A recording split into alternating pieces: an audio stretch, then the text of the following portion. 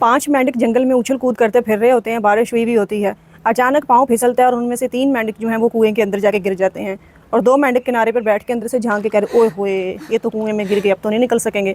उनमें से एक कोशिश करता है कुएं में से निकलने की, उछलता है, कूदता है, हाथ पाँव मारता है, बड़ी कोशिश करता है, जंप करता है, लेकिन नहीं निकल पाता वापस अंदर। वो ऊपर से जो 2 मेंढक बैठे होते हैं, झांक रहे होते हैं, कहते हैं भाई बहुत गहरा है, नहीं निकल सकेगा, रहने दे मत कर कोशिश। इतने पे फिर दूसरा हटता है, दूसरा पीछे को हटा के वो कोशिश शुरू कर देता है, उछलता है, कूदता है, बड़ी दफ़ा कोशिश करता है, थक जाता है, सांस फूल जाता है, लेकिन बाहर नहीं निकल सकता। जो बाकी 2 बैठे होते हैं कहते हैं उससे नहीं निकला गया, तू कैसे निकलेगा, इतना गहरा कुआं है, तुम्हें बताया नहीं निकल सकोगे, अब बाकी की ज़िंदगी यहीं कटेगी। वो भी थक हार कर बैठ जाता है। थोड़ा सा सांस वगैरह लेके तीसरा उठता है, उन दोनों की तरफ देखता है, वो कोशिश शुरू कर देता है।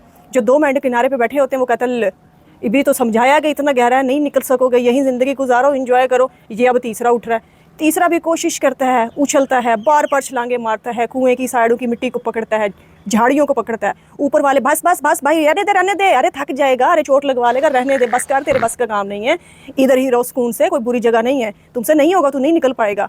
तीसरा नहीं सुनता, बार बार लगा रहता है। थक हार के एक टाइम ऐसा आता है कि उसका हाथ झाड़ी को पड़ जाता है और वो बाहर निकल जाता है, और बाहर निकल के आके किनारे पे बैठ जाता है। बाकी 2 के उसको कहते हैं ए भाई तू कैसे निकल पाया। वो जवाब ही नहीं देता। फिर उसको हिला के पूछते हैं तो पता चलता है कि वो वाला मेंढक बहरा है।